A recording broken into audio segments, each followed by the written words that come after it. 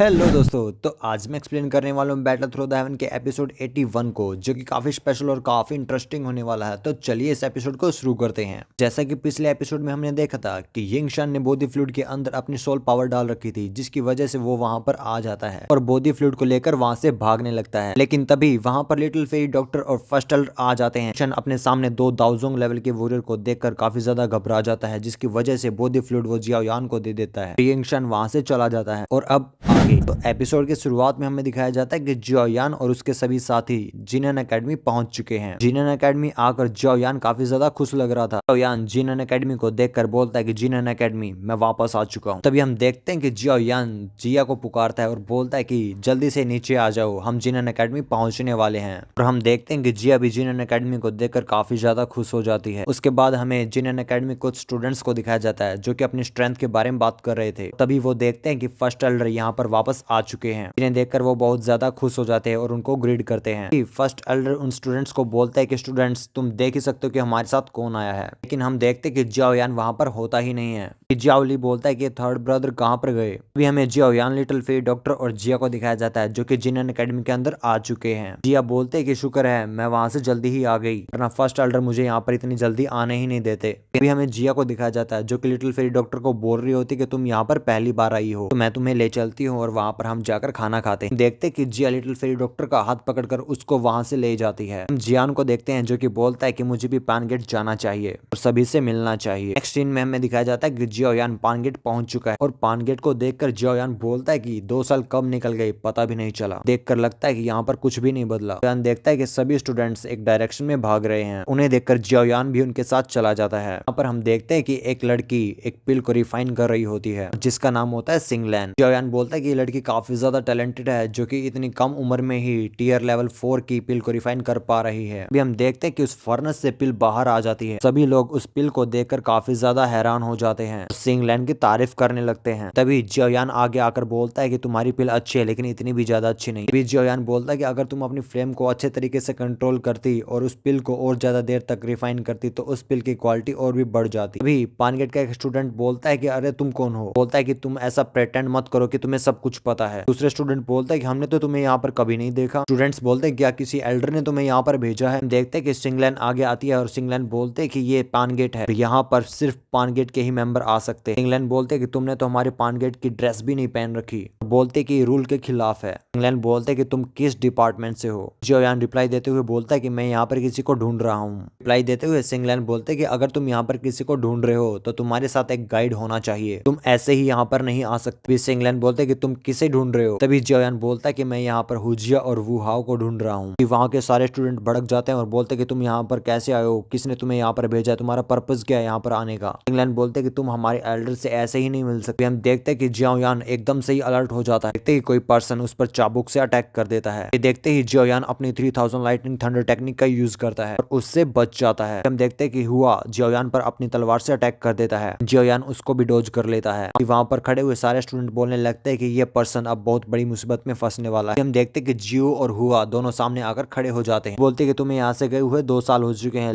लेकिन तुमने अच्छा नहीं किया कि तुमने अपनी रिस्पॉन्सिबिलिटी किसी दूसरे पर थोप दी। उनकी ये बात सुनकर सारे स्टूडेंट्स हैरान हो जाते हैं और बोलते क्या ये जियाओ यान है। बोलते कि ये तो हमारे पैनगेट का हेड है। बोलते क्या यही हमारी इनर एकेडमी का हीरो है। हम देखते कि सिंगलैन भी काफी ज्यादा हैरान हो जाते हैं जियाओ यान का नाम सुनकर। बोलता है कि जब मैं तुमसे पिछली बार वैली में मिला था तब मैं इतना ज्यादा ताकतवर नहीं था लेकिन अब हो चुका हूँ, क्या तुम मुझसे बैटल करना चाहोगे। जियाओ यान रिप्लाई देते हुए बोलता है कि तो ठीक है आ जाओ। देखते कि दोनों ही जियाओ यान पर अटैक कर देते हैं। तभी जियाओ यान अपनी 3000 लाइटनिंग थंडर टेक्निक का यूज करता है और उस अटैक को डोज कर देता है। देखते कि दोनों ही एक के बाद एक अटैक करते हैं जियाओ यान पर, लेकिन जियाओ यान उन सभी अटैकों से आराम से बच जाता है। देखते कि हुआ जियाओ यान पर ब्लड स्लैश अटैक करता है। जियाओ यान उसको भी डोज कर लेता है। तभी जियो अपनी पेलों से जियाओ यान को पकड़ लेती है। जियान कहता है कि तुम तो पहले से काफी ज्यादा अच्छे हो गए हो। देखते हैं कि दोनों ही हुआ और हुजिया दोनों ही अटैक कर देते हैं जियाओ यान पर। देखते हैं कि जियान हुजिया की चाबुक पकड़कर उसे हुआ की तरफ फेंक देता है। एक दूसरे से टकराने की वजह से दोनों ही आसमान से नीचे गिरने लगते हैं, लेकिन जियान उन दोनों को ही पकड़ लेता है और उन्हें सेफली लैंड करा देता है। तभी हम देखते हैं कि सारे स्टूडेंट्स जियाओ यान की तारीफ करने लगते हैं। बोलते हैं कि हमारा सेक्ट मास्टर काफी ज्यादा स्ट्रॉन्ग है। जियान हुजिया और हुआ को बोलता है कि तुम्हारी पावर इन 2 सालों में काफी ज्यादा बढ़ चुकी है। बोलता है कि तुम लोग बहुत अच्छा कर रहे हो, लेकिन हुजिया बोलते कि लेकिन हम तुमसे कंपेयर नहीं कर सकते। ये बोलते कि हम सबसे पहले हमारे सेक्ट लीडर जियाओ यान का पानगेट में वेलकम करते हैं और ये कहते ही सारे स्टूडेंट जियाओयान से मिलने लगते हैं और बोलते हैं कि सर हमें आपसे मिलकर काफी अच्छा लगा। अभी हमें नेक्स्ट सीन दिखाया जाता है जहाँ पर सिंगलैन जियाओयान को चाय बनाकर देती है। बोलते कि सेक्ट मास्टर मैंने आपको पहले नहीं पहचाना था इसलिए आप मुझे माफ कर दीजिए। लेकिन जियान तो उसकी तारीफ करने लगता है, बोलता है कि कितनी कम उम्र में ही लेवल 4 की पिल बनाने लग गई है और बोलता है कि मुझे लगता है कि इस एकेडमी में बहुत सारे स्टूडेंट ऐसे नहीं हैं जो ऐसा कर सकते हैं। सिंगलैन बोलते कि सेक्ट मास्टर आप मेरी बहुत ही ज्यादा तारीफ कर रहे हो और जियाओयान को बताता है कि अब हमारे पान गेट की ताकत बहुत ज्यादा बढ़ चुकी है इनर एकेडमी में। बोलता है कि टॉप 50 की रैंकिंग में आधे से ज्यादा बंदे तो हमारे ही होते हैं। वो बोलता है कि हर साल यहाँ पर बहुत सारे स्टूडेंट्स आते हैं लेकिन उनमें से कुछ ही स्टूडेंट्स ऐसे होते हैं जो कि पान गेट के अंदर एंटर कर पाते हैं। जिया बोलते कि तुमने सही कहा, अब सिलेक्शन की प्रोसेस पहले से बहुत ज्यादा अच्छी हो चुकी है। जियाओयान उन दोनों को ही थैंक यू बोलता है 2 साल के लिए इतना हार्डवर्क करने के लिए, इसकी रिस्पॉन्सिबिलिटी संभालने के लिए। हुजिया खड़ी होते हुए बोलती कि बस इतना ही। हुजिया बोलते कि मैं थक चुकी हूँ इन शब्दों को बार बार सुनकर। जिया बोलते कि अगर तुम सचमुच में गिल्टी हो तो तुम अपने इस पान गेट को संभालो। ये सुनते ही जियान स्माइल कर देता है। हुआ जियाओयान से पूछता है कि तुम जियाओयान कितने टाइम तक अब यहाँ पर रहने वाले हो। जियाओयान रिप्लाई देते हुए बोलता है कि मैं यहाँ पर ज्यादा देर तक नहीं रुक सकता। बोलता है कि इनर एकेडमी का काम खत्म करने के बाद नई हेवनली फ्लेम की तलाश में निकल जाऊंगा। हेवनली फ्लेम का नाम सुनकर सिंगलैन काफी ज्यादा हैरान हो जाती है। खड़े होते हुए बोलता है कि अब तुम लोगों से बात करने के बाद मुझे फर्स्ट एल्डर से मिलना पड़ेगा और ये कहते ही जियाओयान वहां से चला जाता है। हमें नेक्स्ट सीन दिखाया जाता है जहाँ पर फर्स्ट एल्डर जियाओयान का पॉइजन स्पॉट चेक कर रहे होते हैं। बोलते कि क्या तुम पॉइजन हो? फर्स्ट एल्डर बोलते कि तुम मुझे सब कुछ शुरुआत से क्यों नहीं बता रहे हो। जियान बोलता है कि ज़ेबियन ने अपनी सारी पावर लगाकर मुझे डीमन पॉइजन स्पॉट दिया है कि बहुत ज्यादा खतरनाक है। जियान बताता है कि इसे सिर्फ एक इलाइट डाओजोंग मास्टर ही से रिमूव कर सकता है। फर्स्ट एल्डर बोलते हैं कि हमारी इनर एकेडमी में तो सिर्फ डेन ही है जो कि इलाइट डाओजोंग मास्टर हैं। बताता है कि उन्हें ट्रैवल करना बहुत ज्यादा पसंद है। इस बात का तो हमें भी नहीं पता कि वो अब कहाँ पर हैं। फर्स्ट एल्डर बोलता है कि हमें तो इस बात का भी नहीं पता कि वो जिंदा है या मर चुके हैं। फर्स्ट एल्डर बोलता है कि इस इनर एकेडमी में सिर्फ एल्डर कियान और बाई ही ऐसे हैं जो कि तुम्हारी मदद कर सकते हैं, लेकिन वो भी अपने आप को इतनी आसानी से शो नहीं करते हैं। कियान बोलता है कि अगर एक इलाइट डाओजोंग मास्टर मेरी हेल्प नहीं कर सकता है तो ठीक है, मुझे दूसरे रास्ते अपनाने पड़ेंगे। फर्स्ट एल्डर हैरान होते हुए बोलते कि कौन से रास्ते। जियाओयान बोलता है कि मुझे एक और हेवनली फ्लेम को खोजना होगा। हमें सिंगलैन को दिखाया जाता है जो कि जियान और फर्स्ट एल्डर की बातें सुन रही थी छुपकर। भी फर्स्ट एल्डर को पता लग जाता है कि कोई है जो उनकी बातें सुन रहा है। फर्स्ट एल्डर बोलते कि सामने आओ, कौन है? सिंगलैन बोलती ग्रैंडपा मैं तो यहाँ पर गलती से आ गई थी। जियान फर्स्ट एल्डर से बोलता है कि क्या आप इसे जानते हो? फर्स्ट एल्डर बोलते हैं कि ये मेरे ओल्ड फ्रेंड की ग्रैंड डॉटर है और उन्होंने पिछले ही साल इसे सेंट्रल प्लेन से यहाँ पर भेजा है। तभी सिंगलैन बोलते कि मैंने सुना है कि जियाओयान हेवनली फ्लेम की तलाश में है। मैं बता दूं कि मुझे एक हेवनली फ्लेम के बारे में पता है। तभी जियान हैरान होते हुए बोलता है क्या तुम्हें सच में हेवनली फ्लेम के बारे में पता है? जियान बोलता है कि प्लीज तुम मुझे बताओ, मैं जानना चाहता हूँ। तभी सिंगलैन बताते कि इस हेवनली फ्लेम का संबंध उन परेशानियों से जिनसे मेरी फैमिली सफर कर रही है। तभी जियान बोलता है कि तुम मुझे बताओ कि क्या प्रॉब्लम है, अगर हो सका तो मैं तुम्हारी मदद करने की कोशिश करूंगा। तभी सिंगलैन बोलती कि मैं चाहती हूँ कि आप मेरी मदद करो मेरी फैमिली की पोजीशन को ठीक करने में जो कि सेंट्रल प्लेन में है। फर्स्ट एल्डर हैरान होते हुए बोलते कि सिंगलैन ये तुम क्या बोल रही हो? एल्डर बोलता है कि तुम्हें पता है ना सेंट्रल प्लेन में एंटर करना इतना आसान नहीं है, इसके लिए कम से कम 7th टियर का एल्केमिस्ट होना ही चाहिए। सिंगलैन बोलते कि मुझे पता है कि मास्टर जियान अभी 7th टियर की पिल को रिफाइन नहीं कर सकते,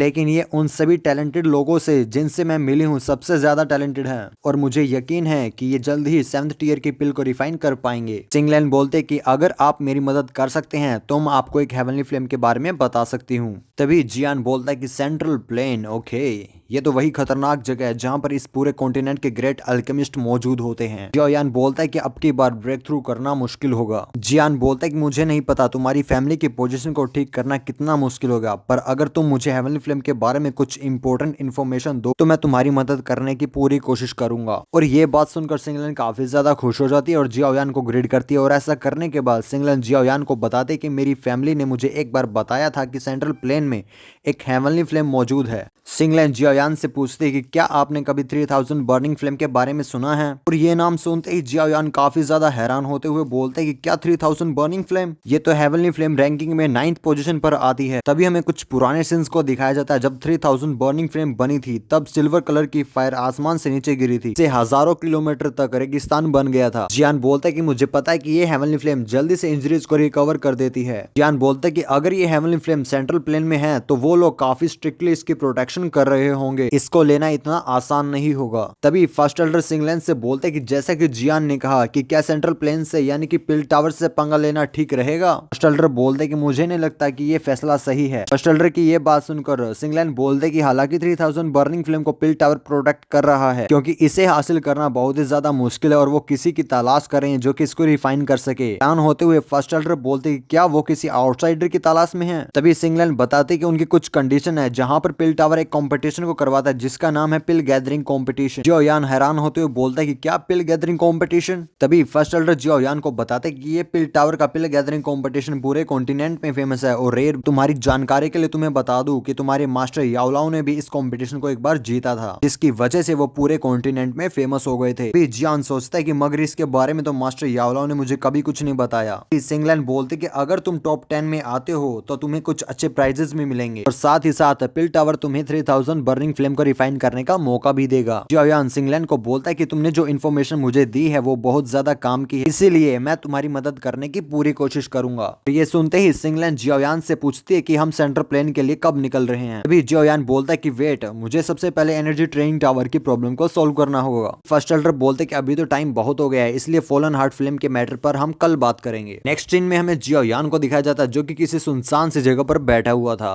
तभी जियोयान बोलता है कि सेंट्रल प्लेन में बहुत सारे पावरफुल लोग होंगे, अगर मैंने अपने आप को प्रोटेक्ट करने के लिए कुछ ट्रिक्स प्रिपेयर नहीं की तो मुझे डर है कि मेरा वहां से भागना भी मुश्किल हो जाएगा। अभी हम देखते हैं कि जियोयान अपनी स्टोरेज रिंग से उस मॉन्स्टर के स्केलेटन को बाहर निकालता है। जियान बोलता है कि सबसे पहले मुझे इसे अच्छे से चेक करना होगा और मुझे लगता है कि स्केलेटन के अंदर मॉन्स्टर को और मौजूद ही नहीं है। तभी जियान बोलता है कि कोई बात नहीं, अगर मुझे बोन विंग्स भी मिल जाते हैं तो वो भी मेरे लिए काफी होंगे। तभी हम देखते हैं कि जियोयान अपनी ग्लेज लोटस हार्ट फ्लेम को बाहर निकालता है और उस स्केलेटन को जलाने लगता है। तभी हम देखते हैं कि जिया उस मॉन्स्टर की स्मेल को सूंघकर वहां पर आ जाती है और तभी हम देखते हैं कि उस स्केलेटन से स्पिरिचुअल ऑरा बाहर निकलने लगता है, जिसे देखकर जियान उससे दूर हवा में चला जाता है और फिर से उस मॉन्स्टर के स्केलेटन को जलाने लगता है। और कुछ देर बाद हम देखते हैं कि जियान उस मॉन्स्टर के नेल को रिफाइन कर लेता है और उन नेल को देखते ही जियान उन नेल्स को अपने पास खींच लेता है, जिन्हें देखकर जियान बोलता है कि कितने ज्यादा शार्प हैं। तभी हम देखते हैं कि जियान कुछ सोचता है और अपनी स्टोरेज रिंग से 2 ग्लव्स को बाहर निकालता है और हम देखते हैं कि वो नेल्स उन ग्लव्स के साथ ट्रांसफॉर्म होने लगते हैं, जो दिखने में काफी ज्यादा अमेजिंग लग रहे होते हैं। अभी हम देखते हैं कि अचानक से जिया वहां पर आ जाती है और उन ग्लव्स को पहन लेती है और इन्हें पहनकर जिया काफी ज्यादा खुश हो जाती है। तभी जियान जिया को बोलता है कि तुम रात को सोई क्यों नहीं और तुम इतनी रात को इधर क्या कर रही हो। तभी जिया बोलते कि अब से ये बॉक्सिंग ग्लव्स मेरा वेपन होगा।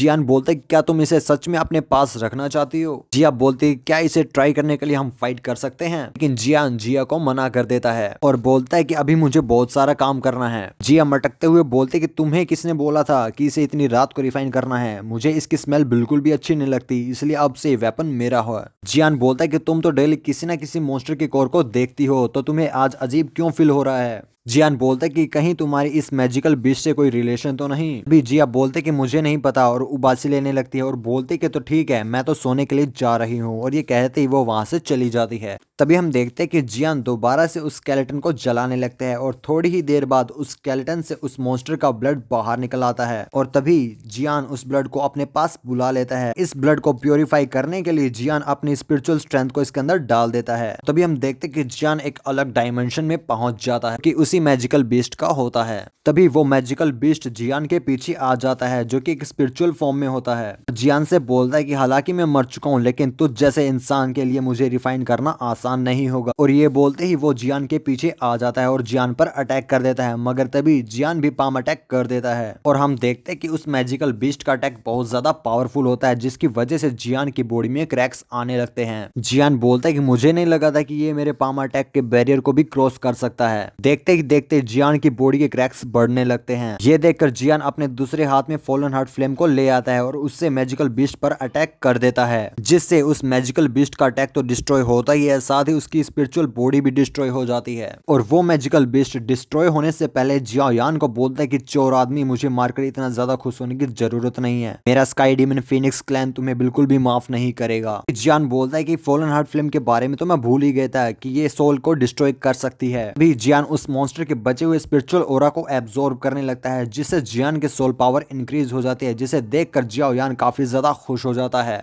और तभी हम देखते हैं कि जियान उस डायमेंशन से बाहर आ जाता है और उस ब्लड की ड्रॉप को एक बोतल में डालकर उसे स्टोरेज रिंग में रख देता है। तभी हम देखते हैं कि जियान उस मॉन्स्टर के बोन विंग्स को दोबारा से रिफाइन करने लगता है और देखते ही देखते जियान के सामने वो विंग्स फॉर्म हो जाते हैं, जो कि दिखने में काफी ज्यादा ऑसम लग रहे थे। तभी जियान अपने ब्लड की ड्रॉप को विंग्स में डाल देता है, जिससे कि वो विंग्स जियान की बॉडी में एंटर कर जाते हैं। और साथ ही हम देखते हैं कि जियान के ओल्ड पर्पल विंग्स भी गायब हो जाते हैं और ऐसा होते ही जियान अपने नए विंग्स को बाहर निकालता है। और पर्पल विंग्स को बाहर निकालने की वजह से जियाओ यान काफी ज्यादा पेन महसूस कर रहा था। जियान बोलता है कि ये विंग सच में बहुत ज्यादा अग्रेसिव है, जिसने मेरे पर्पल विंग्स को भी बाहर निकाल दिया। बोलता है कि ये सच में बहुत ज्यादा पावरफुल है। और तभी जियाओ यान हवा में उड़कर इन विंग्स की स्पीड को चेक करने लगता है और इन बोन विंग्स की स्पीड तो बहुत ज्यादा फास्ट होती है। ये देखकर जियान बोलता है कि अगर फ्यूचर में सेंट्रल प्लेन के अंदर मेरा किसी ऐसे वॉरियर से सामना हो जाता है जो कि मुझसे ज्यादा पावरफुल है, तो उसे मैं हरा नहीं पा रहा हूँ, तो मैं इन विंग्स को यूज करके वहां से भाग सकता हूँ। हम देखते हैं कि सीन शिफ्ट हो जाता है और हमें ओल्ड डेमन गोस्ट की गुफा को दिखाया जाता है, जहाँ पर ओल्ड डेमन गोस्ट बैठा हुआ था। और तभी हैंग फैंग वहां पर आ जाता है और उसे ग्रीड करता है। ओल्ड डेमन गोस्ट को बताता है कि फैंगियान और बाकी के साथी सभी मारे जा चुके हैं। ये देखकर डेमन गोस्ट गुस्से में आ जाता है और बोलता है कि किसकी इतनी हिम्मत हुई कि मोयान वैली के एल्डर्स को मार सके। सुनते ही हैंग फैंग एक डेविल स्माइल करता है। इस एपिसोड में बस इतना ही। अगर आपको मेरा ये एक्सप्लेनेशन अच्छा लगा तो वीडियो को लाइक कर देना एंड चैनल पर नहीं तो सब्सक्राइब कर देना। मिलते ही जल्दी नेक्स्ट एपिसोड में। Thank you so much for watching. Bye bye.